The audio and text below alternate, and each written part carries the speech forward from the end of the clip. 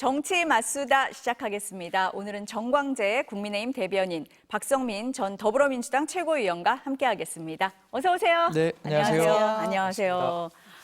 오늘은 김건희 여사 특검법이 국회 본회의에 상정이 되고 내일은 민주당 이재명 대표의 선거법 위반 사건 1심 선고가 있습니다. 여야가 총력전에 나선 모양새인데요.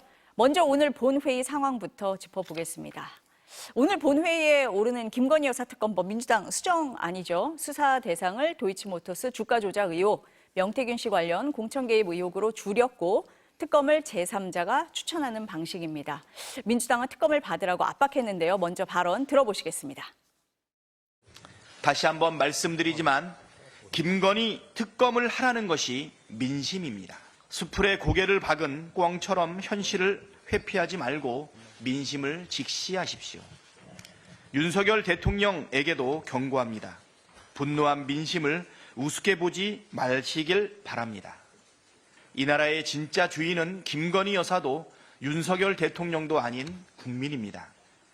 김건희 특검법을 또다시 거부한다면 주권자 국민께서 해고를 명하실 것입니다. 이거 민주당에 먼저 여쭤봐야 될 것 같은데요. 수정안, 고육지책입니까?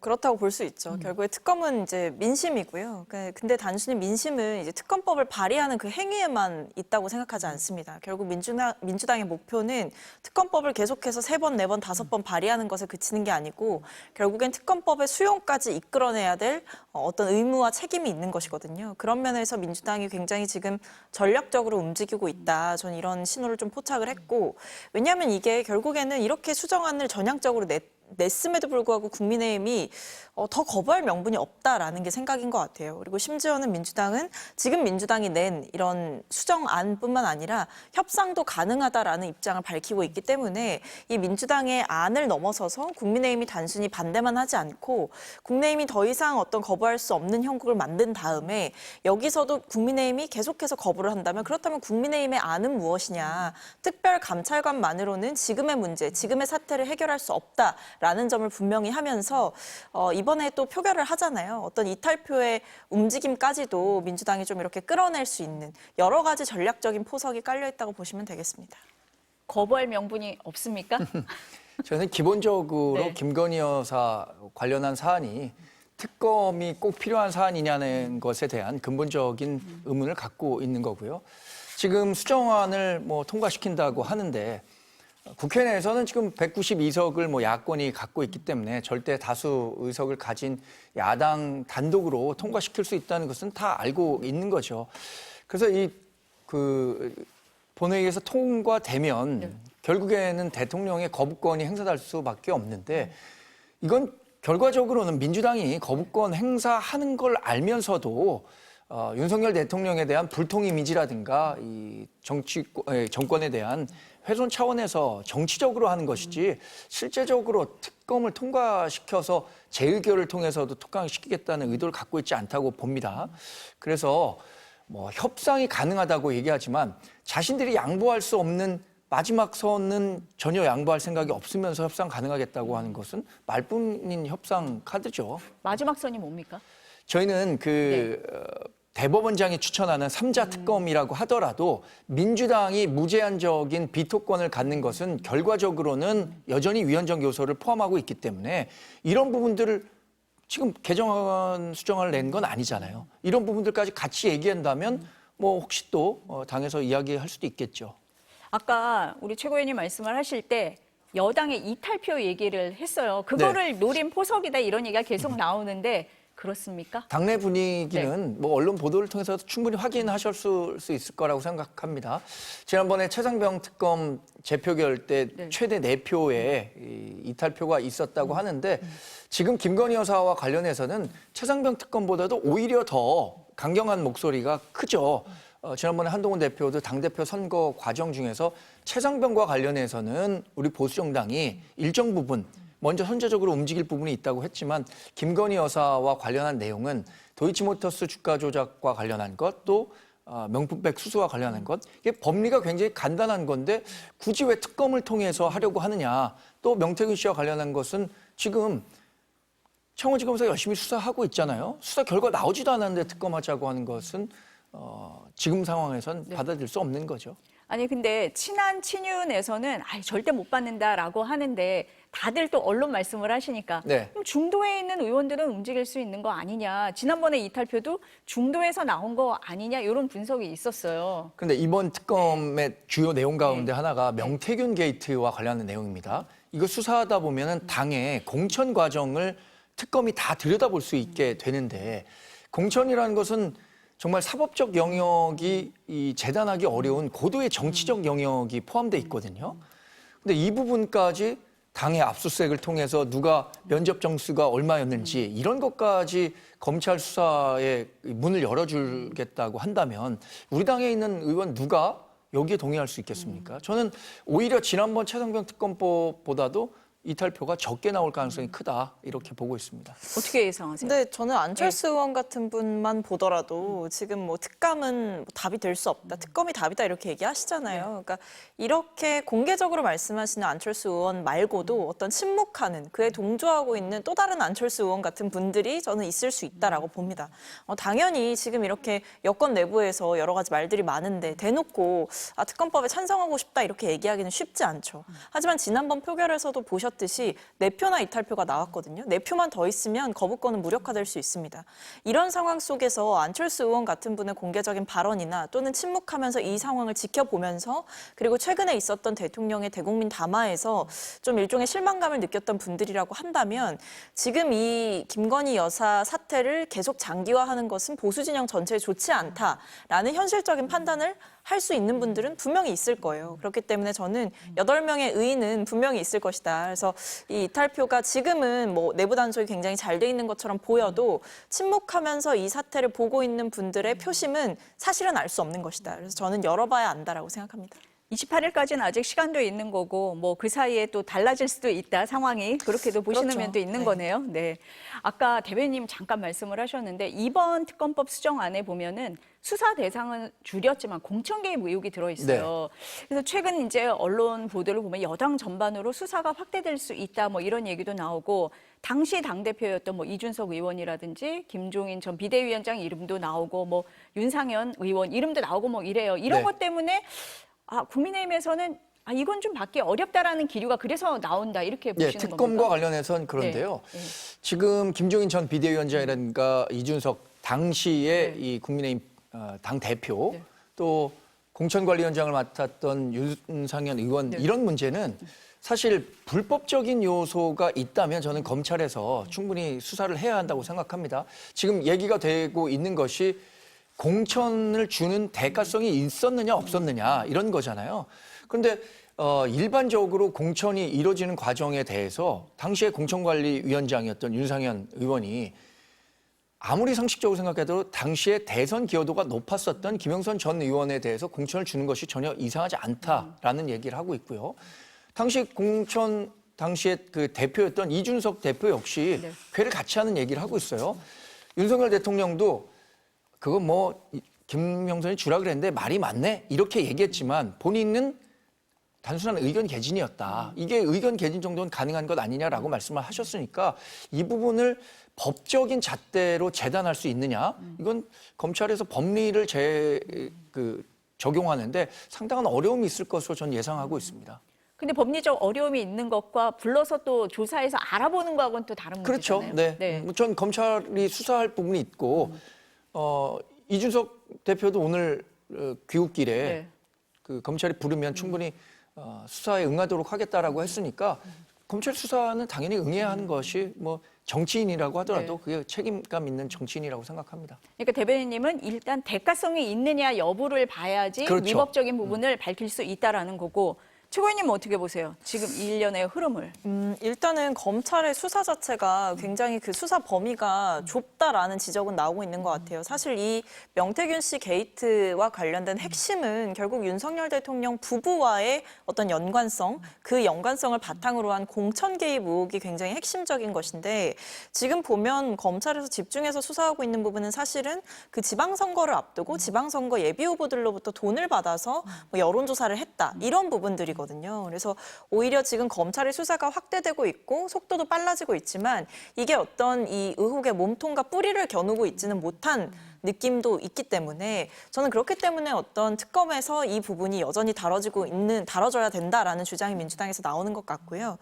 이준석 의원 관련된 거는 저는 조금 뭐 신중하게 그리고 또 흥미롭게 지켜보고 있는 부분이기는 합니다만 일단 오히려 이준석 의원의 그 해명을 통해서 대통령의 공천 개입이 있었다는 것을 오히려 더 뒷받침해 준 것이 아닌가라는 생각은 있었어요. 한번 들어볼까요? 네. 지금 저희가 이준석 의원 얘기를 하고 있는데 그 이준석 의원이 오늘 오전 해외 출장을 마치고 돌아왔는데 기자들이 막 몰려갔어요. 이렇게 답했습니다. 들어보시겠습니다.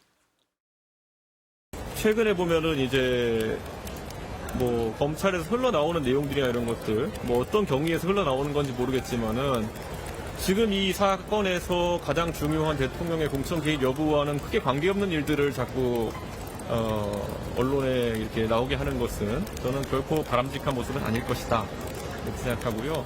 사실 대통령께서 공천 시기에 저에게 활발하게 소통하신 기록도 다 확인해봤습니다. 어떤 것들인지. 제가 참 옛날 생각나면서 참 웃겨서 말도 안 나오는 것들도 많이 봤고요. 예를 들어서 대통령께서 어느 도당위원장이 이준석이 말을 안 듣는다고 대통령에게 읍소해가지고 저한테 특정 시장 공천을 어떻게 해달라고 하신 적도 있고, 그리고 또 서울의 어떤 구청장 공천을 또 이제 지금 있는 사람들이 경쟁력이 없으니까 주는 게 좋지 않냐 이런 말씀하신 것도 있고, 뭐 이런 거 저도 오랜만에 새록새록 이렇게 다 찾아봤습니다. 그래가지고 뭐 검찰이 그런 부분까지 궁금해할지 모르겠지만은 만약 궁금해한다면은 일체를 다 얘기할 생각입니다. 굉장히 길게 답변을 했는데 저희가 일부분만 보여드렸어요. 근데 앞부분 내용을 보면 검찰이 어떤 의도를 갖고 언론 플레이하는 거 아니냐라는 의심을 하는 것 같아요. 대변님은 어떻게 들으셨어요? 검찰의 언론 네. 플레이 의심할 만한 대목이 어떤 것인지는 구체적으로 알지 못하겠습니다. 네. 이준석 의원이 당시에 그 당 대표였고 지금도 현역 정치인입니다.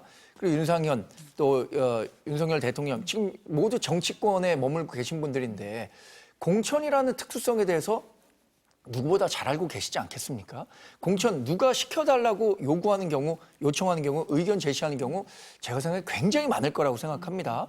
저 역시 뭐 공천을 받을 때 유력 정치인이라면 누구에게라도 제가 이번에 뭐 준비를 하고 있는데 도움을 주셨으면 좋겠습니다라는 얘기를 하죠. 그러나 그게 강제성을 가지고 대가성을 가지고 법적으로 재단할 수 있는 것과는 완전히 다른 문제거든요. 저는 정치의 사법화가 너무 빠르게 진행되기 때문에 모든 것을 뭐 법적인 잣대로 이렇게 들이밀려고 하는 경향이 있다고 생각하는데 공천은 정말 고도의 정치적 행위거든요. 예를 들어서 민주당에서 있었던 비명행사 공천에 대해서 검찰이든 뭐 아니면 특검이든 가서 다 들여보겠다라고 한다면 민주당은 받아들일 수 있겠습니까? 저는 이 부분은 정말로 최소한의 법적 영역이 적용돼야 되는 부분이지 이걸 모든 것을 법적으로 풀 수 있을 거라고는 생각하지 않습니다. 그럼 이준석 의원의 발언을 어떻게 들으셨어요? 그럼 오늘 이 해명이라고 해야 되나 뭐라고 해야 되죠? 예. 뭐 본인은 본인 나름대로 논리를 갖고 있을 겁니다. 왜냐하면 본인도 지금 논란의 중심에 있기 때문에 이 논란이 계속 확산되면 이 화살이 언젠가 나에게로 올 수 있다라는 것에 대한 종합적인 얘기를 하고 있기 때문에 언뜻 들었을 때는 윤석열 대통령의 공천 개입과 관련한 이야기를 하려고 하는 건지 아니면 자신은 이 공천과 관련해서 정말 무결하다라는 이야기를 하려고 했었던 건 저는 뭐 크게 의미 있는 발언이 있었다고 생각하지는 않습니다. 어떻게 들으셨어요?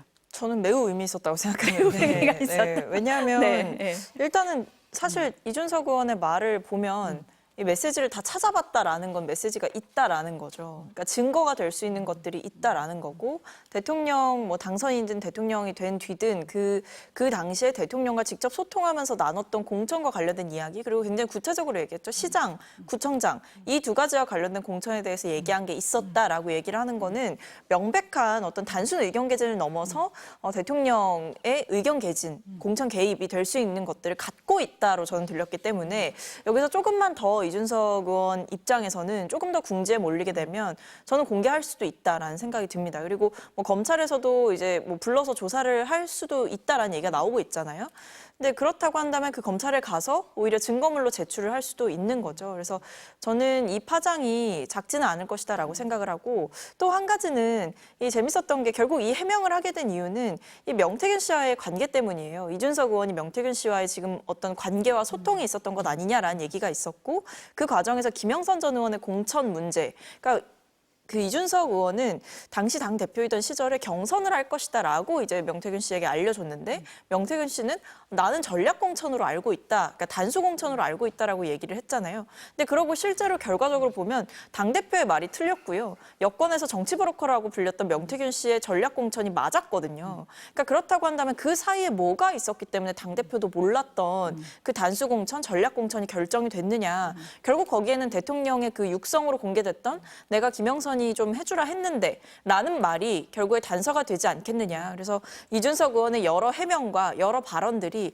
대통령의 공천 개입을 뒷받침해줄 만한 증거들로 저는 쓰일 수 있다. 그렇게 충분하게 보인다라고 생각합니다. 저 짧게만 반박 말씀을 드리자면 길게 하셔도 됩니다.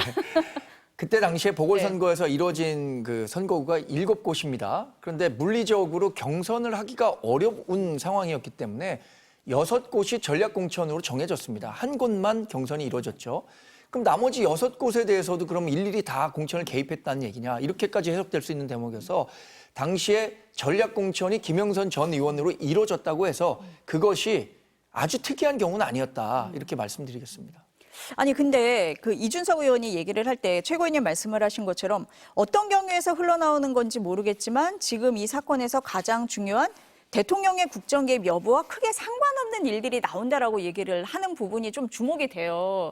그러니까 아까 말씀하신 것처럼 이 핵심에서 벗어나서 왜 나에게 이게 왔느냐라고 읽힐 수도 있거든요. 그러니까 이게 예. 이 화살이 어떻게 보면 대통령 부부를 직접적으로 겨냥하는 의혹이잖아요. 공천 개입 의혹은 불법이고 그리고 심지어 박근혜 정부 때도 이걸로 이제 박근혜 전 대통령이 처벌받기도 했기 때문에 아마 굉장히 민감하게 볼 거란 말입니다. 근데 이런 사안들에 대해서 사실 지금 뭐 언론뿐만 아니라 사실은 검찰의 수사의 방향이나 계속해서 나오는 내용들을 보면 약간 격가지를 계속 건드린다라는 느낌이 드는 거죠. 명태균 씨가 말이 오락가락하는 부분도 있지만 어쨌든 지금 이슈가 되고 있는 게 지금은 어떻게 보면 또 이준석 의원과 명태균 씨와의 관계 이런 것들이 또 얘기가 되고 있거든요. 물론 밝혀봐야 되겠지만 진짜 핵심은 결국 김건희 여사와 윤석열 대통령과 명태균 씨 이 세 사람 사이에 뭐가 있었느냐. 무상 여론조사를 대가로 공천을 김영선 전 의원에게 보장해 준 것이냐.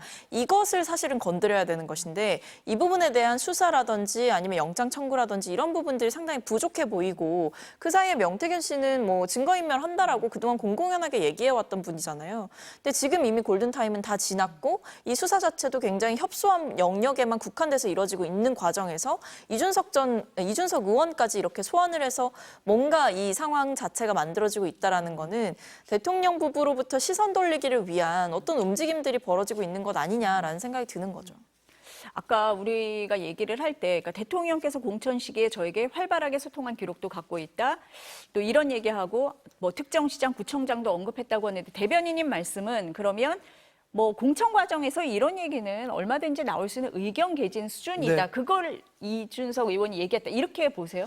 이준석 의원이 얘기한 것은 그거보다는 조금 더 나간 이야기겠죠. 그러니까 보면서 뭐 자기가 복귀해 보니까 참 재밌는 일도 있었다라고 하는데 그거보다는 조금 더 나간 얘기를 이준석 의원이 하고 있다고 생각하지만 이준석 의원이 지금 얘기하고 있는 것처럼 갖고 있는 것들 전체를 공개한다고 했을 때 그게 뭐 정치권에 얼마나 지금 이상의 파급력을 가질 수 있겠는가라는 데 대한 의문을 갖고 있는 거고요. 저는 이번 명태균 게이트에 대한 본질은 대통령과 명태균 대통령 내외와 명태균 씨가 친분 관계에 있었다는 점을 이용해서 개인적으로 정치적 이해관계 아니면 경제적 이해관계를 챙겼다는 것이지 이게 뭐 대통령이 적극적으로 공천에 명태균 씨를 통해서 개입했다 이렇게 보기는 어려운 사안이라고 보고 있습니다. 그러니까 지금 검찰의 영장 청구한 수준, 정치자금법 위반 혐의에 초점을 맞추면 네. 될 사안이지 그 이상은 아니다라고 보시는 거고. 그런데 이제 명태균 씨가 이제 오늘 구속영장이 발부돼서 구속이 될지 안 될지 모르겠습니다만 구속 이후에 검찰과 수사 과정에서 어떤 내용이 더 나올지 오고 모르겠지만. 갈지는 잘 모르겠습니다. 그리고 정황 증거라는 것들을 통해서도 검찰이 충분한 증거 수집을 할 텐데 일단 명태균 씨가 갖고 있는 기본적인 태도 그리고 나머지 사람들은 지금 공천 개입이 아니라고 부인하고 있는 상황이니까 그런 것들에 대한 법리적인 상황을 검찰이 어떻게 제시할 수 있느냐에 따라서 사안의 폭발력이 더 커질 수도 있고 아니면 그냥 단순한 정치자금법 위반에 의한 개인 일탈 이렇게 마무리될 수도 있는 거겠죠. 최고위원님 보시기에는 검찰 수사가 너무 국한돼서 진행이 되고 있다 이렇게 보시는 거고요. 그렇죠. 그러니까 지금 뭐 지방선거 후보들과 명태균 씨 간의 돈 거래 뭐 이런 부분들은 물론 중요한 의혹입니다. 중요하고 또 처벌을 받아야 된다면 받아야 되겠지만 앞서 우리가 계속 얘기했던 건 결국 대통령 부부의 공천 개입 문제거든요. 그러니까 김영선 전 의원의 재보궐선거 공천 과정에서 그 공천이 어떻게 이루어졌느냐. 그러니까 특히 저는 국면이 바뀌었다라고 보는 게 이 명태균 씨가 일방적으로 전하는 주장을 넘어서서 대통령과 명태균 씨 간에 이루어졌던 통화 녹취, 거기서 대통령의 육성이 나왔고 그 육성에서 공천에 대한 얘기를 하셨기 때문에 이거는 단순히 이 수사가 뭐 지방선거 공천 이런 부분에만 국한돼서 이뤄질 일이 아닌데 과연 지금의 검찰이 지금까지의 검찰이 대통령 부부를 정면으로 겨냥한 수사를 할 만큼의 어떤 객관성과 공정성을 담보하고 있느냐. 그렇지 못하다. 그렇기 때문에 더더욱 어떻게 보면 어떤 특검이라든지 검찰 수사에 대한 규탄 이런 것들이 나을 수밖에 없는 시점인 거죠. 오늘 국회 본회의가 2시부터 열리고 있습니다. 지금 화면을 보니까. 국민의힘에서는 그전에 의원총회 해서 원래 특별감찰관 관련한 의견을 수렴한다라고 했는데 의총 오후에 열어서 이걸 논의하나 봐요? 그러니까 1시 반에도 네. 의총이 열리고요. 4시에도 의총이 열렸는데 1시 반에 열린 의총에서는 이번 그 본회의에서 진행되는 법안 통과와 특검 문제와 관련한 대응 방안이 논의됐고요. 이제 본회의에서 표결이 진행되면 표결에 이제 특검과 관련해서는 참석하지 않는다고 했으니까 참여하지 않는다고 했으니까 그 시간에 나와서 우리 당이 준비하고 있는 특별감찰관 관련한 논의를 할 예정이고요. 과거에는 이제 뭐 특감과 관련해서 친윤과 친한이 좀 온도차가 있는 거 아니냐 이렇게 많이 있는 거 아니었어요? 네, 해석을 하셨는데 네. 지금 상황에서는 대통령께서도 지난번 담화와 기자회견을 통해서 특별감찰관은 국회에서 추천하면 자신이 받겠다라는 뜻을 명확히 하셨으니까 일정 정도 공감대를 형성했다고 봅니다. 여기서 만약에 우리 당이 특감마저 하지 않아야 된다라고 하는 목소리가 나오는 경우에 우리 당을 지지하는 분들에게도 조금 면구한 일이 되지 않을까 싶어서 이것은 뭐 당론으로든 아니면 의원총회에서 결론을 내려서 좋은 쪽으로 나올 거라고 예상하고 있습니다. 좋은 쪽이라는 건 이제 특별감찰관을 민주당과 본격적으로 협상해서 추천하겠다는 거죠. 그러니까 확실하게 오늘 뭐 우리는 추천하기로 한다라고 결론을 나올 가능성이 크다고 나올 봅니다. 가능성이 크다. 시간은 조금 더 뭐 4시에 시작하면 시간이 어느 정도 진행될지 모르겠습니다만 우리 당의 의견은 이렇게 모아졌으니 이제 원내대표가 네. 민주당 원내대표를 만나서 특별감찰관을 국회에서 추천하는 쪽으로 협상을 해보자라는 쪽의 의견으로 취합될 거라고 생각합니다. 그럼 민주당이 받습니까? 글쎄요, 민주당은 근데 일단 특별감찰관에 대해서 뭐 비토를 하고 있는 것은 아니지만 특별감찰관이 답이 될 수는 없다라는 입장은 분명하기 때문에 오히려 국민의힘 내부 정리가 이제 끝난다라고 하더라도 특감에 대한 어떤 본격적인 얘기가 나오기는 힘들 것 같아요. 협상을 본격적으로 하기는 어려울 것 같고 국민의힘에서 계속해서 뭐 특검은 절대 안 된다. 김건희 여사 특검은 절대 불가하다. 이렇게 나오고 있다라고 한다면 저희 입장에서도 특검이 필요한 그 당위성을 계속해서 증명하면서 또 압박하는 수밖에 없기 때문에 오히려 조금 더 평행성을 달리게 될 수도 있다. 이렇게 보입니다. 그러니까 민주당에서는 일단 특검을 먼저 받아라. 특검이 우선순위다. 이렇게 말씀을 하시는 것 같아요.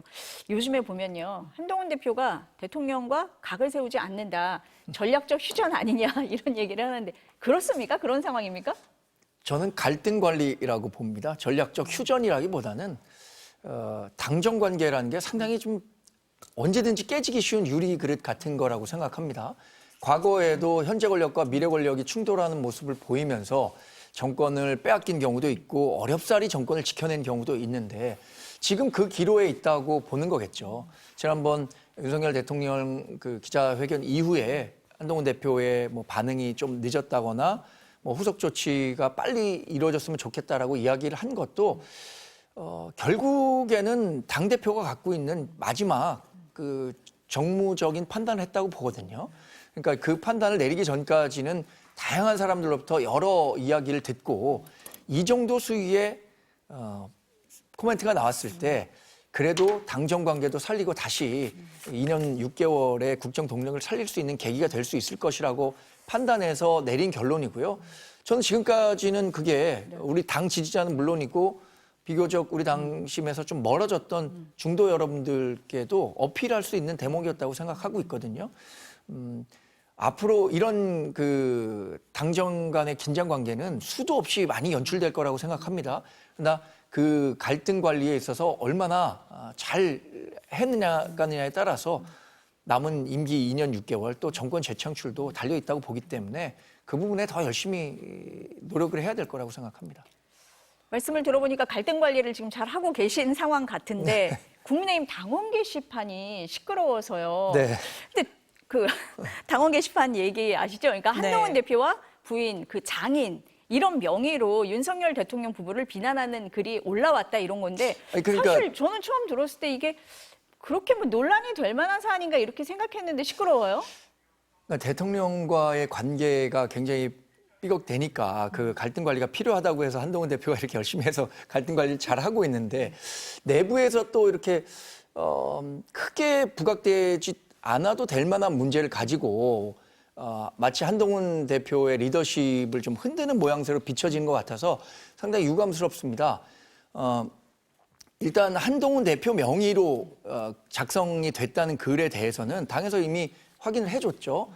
한동훈 대표가 아니다라는 것을 확인해줬고 지금 뭐 몇몇 의원분들이 제기하는 한동훈 대표의 가족 명의로 올라온 글들이 그것에 대해서는 왜 그 규명을 안 하느냐라고 했는데 저희 당이 갖고 있는 기본적인 입장은 이겁니다. 이것은 당원들이 익명이라는 것을 전제로 해서 쓴 글입니다. 그러니까 이른바 대나무 숲에서 임금님 귀는 당나귀 귀라고 외쳤던 사람들에 대해서 이게 그 굉장히 큰 범법 행위가 있었던 것도 아닌 사안에 대해서 그것을 누가 썼는지 사후 검열을 하는 식으로 비춰지는 게 당내 민주주의에 얼마나 도움이 되느냐 이런 판단을 하고 있기 때문에 아직 가족 명의가 어떻게 이루어진 것인지에 대해서는 조사를 할 계획이 없는 것으로 알고 있습니다.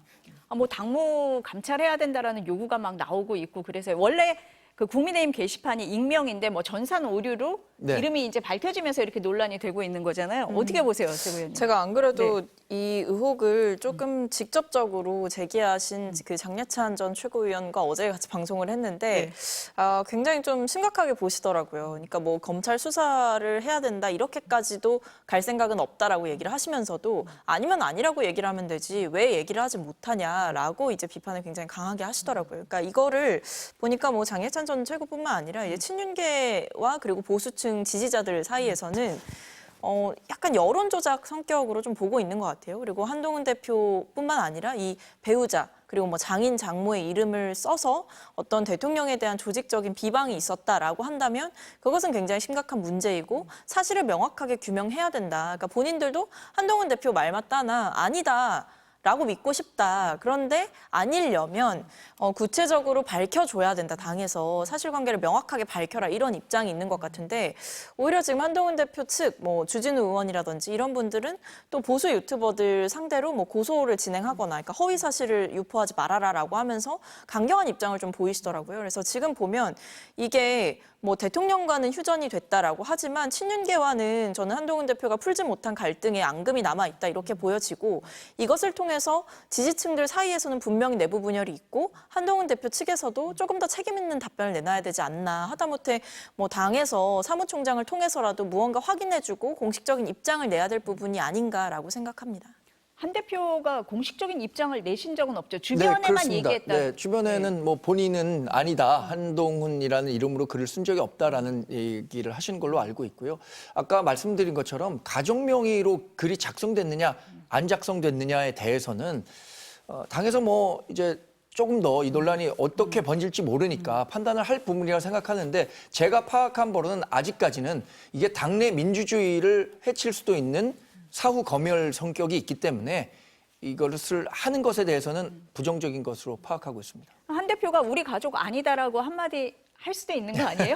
제가 뭐 네. 한동훈 대표가 어떻게 이번 사안에 대한 입장을 밝힐지에 대해서는 뭐 아직 알지 못하기 때문에 예단해서 말씀드리긴 좀 어려울 것 같습니다. 네. 예. 지금 최고위원님이 말씀하신 친한과 친윤의 앙금이다라는 그 부분은 뭐 일정 부분 동의할 수밖에 없는 게 마치 기다렸다는 듯이 이것이 부각되자마자 한동훈 대표를 흔들려는 그런 조직적인 움직임이 있는 것 아니냐라고 우리 당뿐만 아니라 밖에 당에서도 그렇게 보는 것 같아요. 제가 뭐 민주당 분들과도 여러 이야기를 하다 보면 방송 중에서도 예를 들어서 한동훈 대표의 가족분이 이렇게 대통령께서 한동훈 대표에 대해서 압박을 하니까 글을 쓰는 게 뭐가 문제가 되겠느냐라는 이야기도 하시더라고요.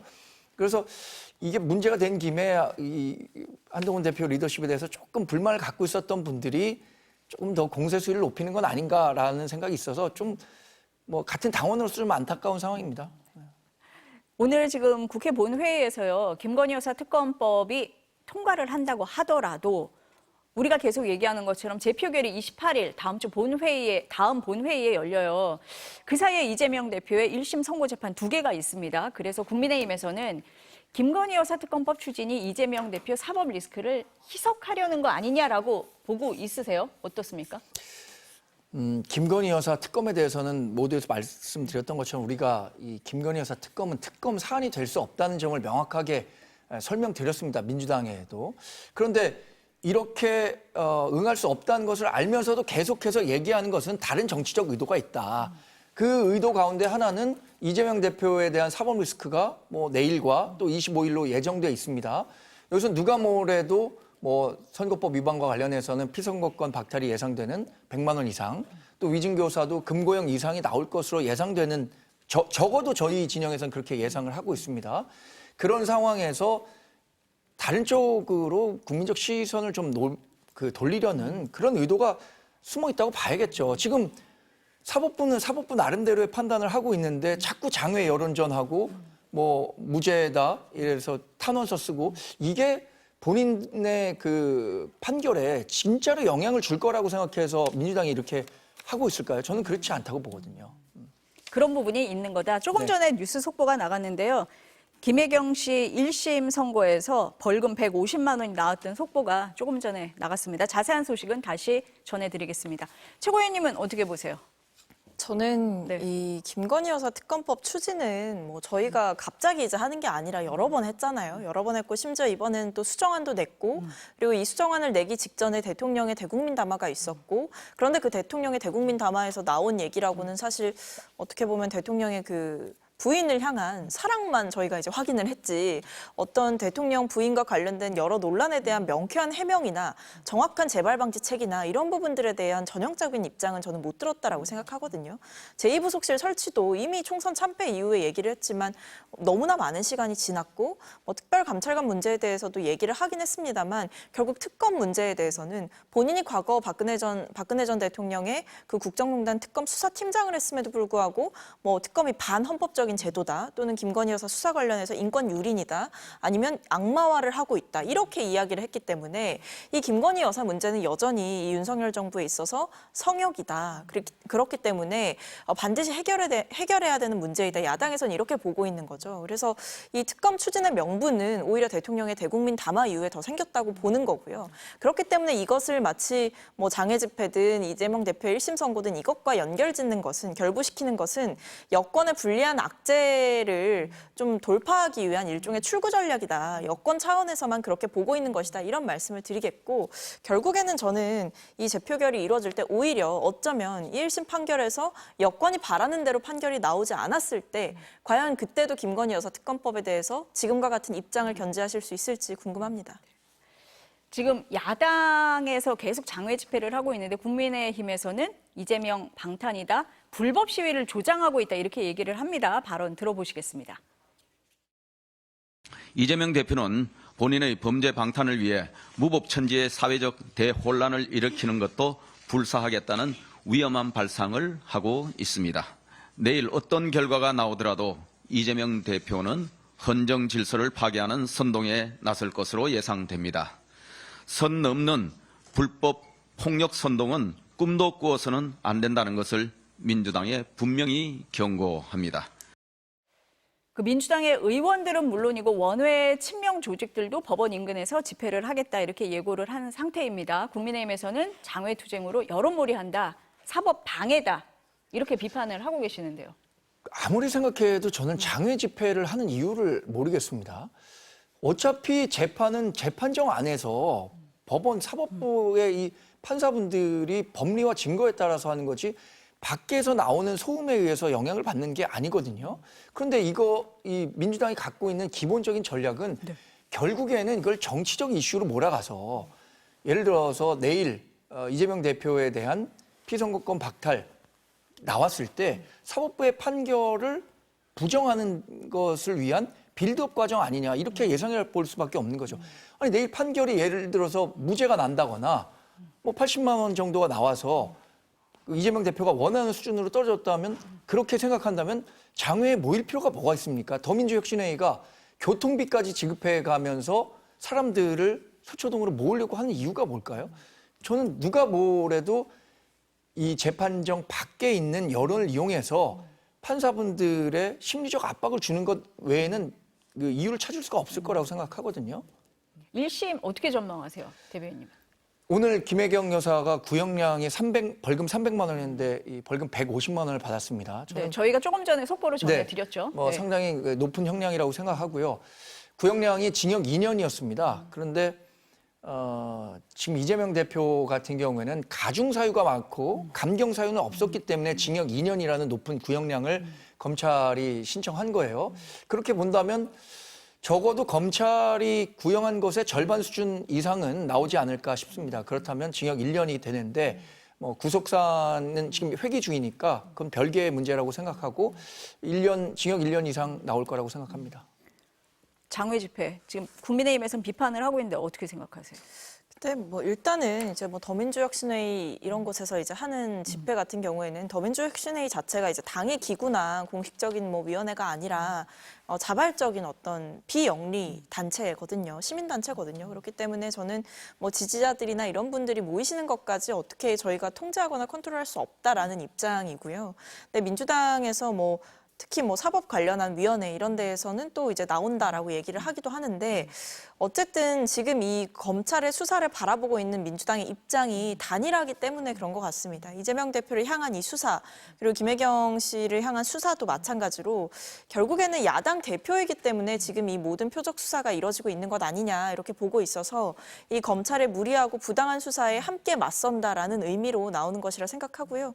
저는 뭐 사실 민주당의 장애 집회나 이런 부분들을 이제 이재명 대표 방탄을 위한 집회다 이렇게 많이 여권에서는 지적을 하시지만 사실 오히려 판사를 조금 정치적으로 협박했다라고 볼 수 있는 부분은 여당에도 전 분명히 있었다고 생각하거든요. 예를 들면 최근에 있었던 그 재판 생중계를 두고도 국민의힘 집권 여당의 청년 최고위원이 직접 나서서 1인 시위를 하면서 재판 생중계해야 된다라고 하셨고 여러 의원들이 그 부분을 요청하시기도 하셨고 한동훈 대표는 공개 발언에서 법대로 판단해야 된다라고 이제 판사에게 이야기를 하시지 않았습니까? 사실 근데 그런 거 하나하나가 특히 여당의 의원들이 그렇게 한다는 거는 사법부에 굉장히 큰 압박이 될 수 있는 거기 때문에 저는 뭐 여도 야도 좀 톤다운을 할 필요는 있다 이렇게 봅니다. 지금 생중계 얘기를 하셔가지고요. 뭐 내일은 생중계 안 하기로 했다고 하는데 25일 1심 재판에 대해서도 선고 재판에 대해서도 국민의힘에서는 생중계를 요구하고 있는 것 같습니다. 네, 그 내일보다도 사실 25일에 이루어지는 위증교사 혐의가 훨씬 더 엄중합니다. 이번에 선거법 위반과 관련해서는 벌금형이 나올 가능성도 충분히 있다고 봅니다. 그러나 위증교사는 지금 대부분의 법조인이 예상하고 있는 것처럼 또 이재명 민주당 대표도 SNS를 통해서 이 선거법 위반과 관련해서는 한마디도 하지 않습니다. 반대로 위증교사와 관련해서는 본인이 자신의 형량을 이미 어느 정도는 예상하고 있기 때문에 이것을 끌어내리기 위해서 여러 SNS 메시지들을 내고 있다고 생각하거든요. 그러면 훨씬 더 그 정치적인 충격이 더 클 것으로 예상되는 이 위증교사와 관련해서는 사법부에서 다시 한번 판단해서 생중계를 허용해 주는 방안을 검토해 주실 것을 요청드리고 있는 거고요. 그렇다고 예를 들어서 사법부에서 이거 검토한 결과 생중계는 불허한다라고 해서 저희가 뭐 사법부 의견을 존중하지 않고 그런 건 아닙니다. 다만 국민의 알 권리 차원에서 생중계를 하는 것이 훨씬 더 뭐 종합적인 법익을 고려한다고 하잖아요. 그 종합적인 법익이 크다고 생각하기 때문에 생중계를 요청드리는 겁니다. 대변인님이 지금 1심 선고 결과 조금 높게 예상을 하고 계세요. 어떻게 보세요? 저는 일단 민주당에서 보는 시각과 동일하게 이제 무죄가 나올 것이다 이렇게 보고 있는데, 근데 뭐 설령 만약에 이제 무죄가 아닌 다른 결과가 나온다라고 하더라도 기본적으로 3심제를 채택하고 있는 우리나라에서는 대법 판결까지 좀 지켜봐야 된다라는 입장이고요. 다만 이제 뭐 100만 원을 넘느냐 안 넘느냐 이런 부분들이 좀 중요하겠죠. 그러니까 피선거권 박탈까지 갈 수 있는 부분인지 아닌지 이것을 좀 따져봐야겠습니다만, 그럼에도 불구하고 지금 당장 1심만으로 어떤 이 대대적인 지각 변동이나 아니면 정치권의 어떤 개편 이런 것들이 있기가 어렵다라고 보입니다. 그럼 1심 결과가 어떻게 나오느냐에 따라서 민주당이 지금 하고 있는 전략들 이런 게 좀 바뀔 가능성 이런 게 있습니까? 뭐 아마 좀 이제 전략이 아예 전면적으로 수정된다라기보다는 이제 만약에 아쉬운 결과를 민주당 입장에서 받아들게 된다면 차분히 이제 재판 과정, 남아있는 재판 과정, 뭐 항소라든지 대법 판결이라든지 이런 부분들에 차분히 임해간다라는 전략이 있을 거고요. 근데 만약에 이제 민주당 측에서 봤을 때 여권에서 예상했던 것보다 훨씬 좋은 상황으로 저희가 판결을 받아들이게 된다면 그때는 사실 여권이 전략을 이제 바꿔야 되는 문제가 생기겠죠. 민주당이 뭔가를 바꾼다라기보다는 지금까지 보면 한동훈 대표도 잠시 대통령과의 갈등을 멈추시고 하시는 얘기가 결국 이재명 대표 사법 리스크 얘기를 하시거든요. 근데 언제까지 이것으로 연명할 수 있겠느냐. 결과적으로는 뭐 특검법이라든지 대통령의 국정 운영 문제라든지 이런 부분들에 대해서 결국에는 다시 여권도 입장을 재정립을 해야 될 것이다. 저는 이렇게 봅니다. 여권의 전략 바뀔 수 있다고 얘기를 하셨습니다. 어떻습니까? 저희는 그 이재명 대표가 이번에 피선거권 박탈 이상의 형을 받는 것이 확실하다고 생각하고 있고, 그렇게 이재명 대표가 3심을 가야 한다고 주장할 것을 다 알고 있기 때문에 뭐 특별히 그 전략이 변화할 거라고 생각하지는 않습니다.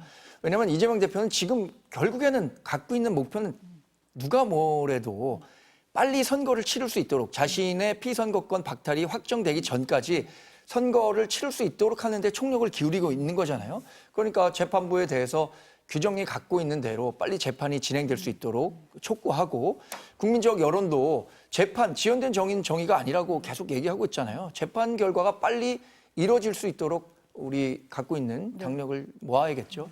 그럼 1심 선고 결과에 따라서 혹시 김건희 여사 특검법 재표결 때 영향을 줄 수 있다고 보십니까? 1심 표결과 별개로 김건희 여사 특검과 관련해서는 우리 당원과 또 당 소속 의원분들이 기본적으로 갖고 있는 반대 의사가 강합니다. 그리고 거듭 말씀드리지만 이건 특검 사안이 될 수 없다고 얘기한 거예요. 도이치모터스와 관련해서는 법리적으로 검찰이 해석했는데 기소할 수 없다고 했고요. 그리고 특검은 굉장히 권력형 비리 복잡한 사안이어야 되는데 이 도덕적으로는 잘못된 행동이지만 그것도 역시 처벌할 수 없는 명품백 수수와 관련해서 특검을 한다는 것이 뭐 어떤 국민적 소모 이렇게 될 거라고 생각하기 때문에 특검을 받아들일 수 없는 거죠. 근데 저는 그 부분이 좀 바뀔 수 있다라고 보는 게 이제 25일에 또 하나가 이제 판결이 나오는 거고, 그렇죠. 28일에 재표결이 이루어지게 되면 이제 전국이 완전히 바뀔 수도 있는 거거든요. 그러니까 민주당 입장에서 유리한 판결을 받았을 때는 그동안 국민의힘 측에서 민주당을 공격해왔던 핵심적인 하나의 논리가 무너지는 거기 때문에 그때는 오히려 더 대비될 수가 있는 거예요. 민주당은 어떻게 보면 그동안 있었던 문제를 털고 가벼워졌는데 국민의힘은 언제까지 끌려다닐 수 있겠느냐라는 내부에 분명히 불안의 목소리가 터져 나올 거고, 한동훈 대표의 리더십도 저는 기로에 설 거라고 생각을 합니다. 왜냐하면 한 대표가 그동안 국민의 눈높이나 변화와 쇄신을 외치셨지만 결과적으로 지금 매듭 짓거나 실질적으로 구체적인 변화를 이끌어낸 부분은 좀 미흡하다라는 평가가 있기 때문에 한 대표 입장에서도 이재명 대표 심판론 또는 사법 리스크 이런 부분들을 강조하셨다가 오히려 결과적으로 과거 이재명 대표 구속영장 문제처럼 그때 국민의힘에서는 100% 구속될 것이다라고 예상을 하셨지만 안 됐거든요. 그러니까 만약에 그때와 같은 형국이 벌어진다면 국민의힘도 지금과 같은 전략을 쓰기는 어려울 거다라고 생각합니다. 11월에는 여러 일들이 있어요. 뭐 내일 1심도 있고 25일도 있고 28일 본회의도 있고 합니다. 그 결과가 어떻게 되는지 지켜봐야 될 것 같습니다. 오늘 말씀은 여기까지 듣겠습니다. 감사합니다.